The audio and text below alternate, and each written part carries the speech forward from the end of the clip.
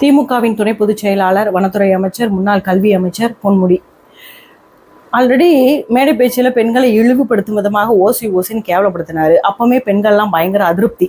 ஒரு படி மேலே ஆபாசமாக பேச ஆரம்பிச்சிருக்காரு. இவரெல்லாம் கண்டனம் தெரிவித்தா போதாது. கனிமொழியக்கா, நீங்கள் கண்டிக்கத்தக்கதுன்னு சொல்லியிருக்கீங்க.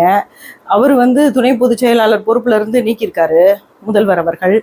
இதெல்லாம் பத்தாது, கட்சியை விட்டு நீக்குங்க. இந்த மாதிரி ஆளுங்கள்லாம் உங்கள் கட்சிக்கு சாபக்கேடு. திமுக திராவிட மாடல்னாலே அசிங்கமாக பேசுவாங்க. இது கீழ்த்தரமாக பேசுகிறாரு. இவருக்கு வாயால் செப்டி டேங்க் ஏதாவது வருது எங்கள் வாயில். இந்த மாதிரி ஆளெல்லாம் கட்சி ஒரு தலைவராக இருப்பதே இது கட்சி பொறுப்பிலிருந்து நீக்கப்பட்டதுனால வீட்டில் அவர்களுடைய தொண்டர்கள் குவிஞ்சிட்டாங்களாம். தொண்டர்கள் கல் எடுத்துகிட்டு போயிருக்கணும். குவிஞ்ச அனுதாபத்தில் போகக்கூடாது. பெண்கள் எப்படி அவர் இவ்வளவு மோசமாக பேசும்போது பெண்கள் கேட்டுட்டு இருந்தாங்கன்னே தெரியல. நாம் கேட்டுட்டு இருக்க இன்னும் ஆபாசமாக, இன்னும் மோசமாக பெண்களை அசிங்கப்படுத்தும் விதமாக பேசிக்கிட்டே தான் இருப்பாங்க. நாம் எப்போது மாதிரி சூடு சொரணை இல்லாமல் கேட்டுக்கிட்டே இருப்போம்.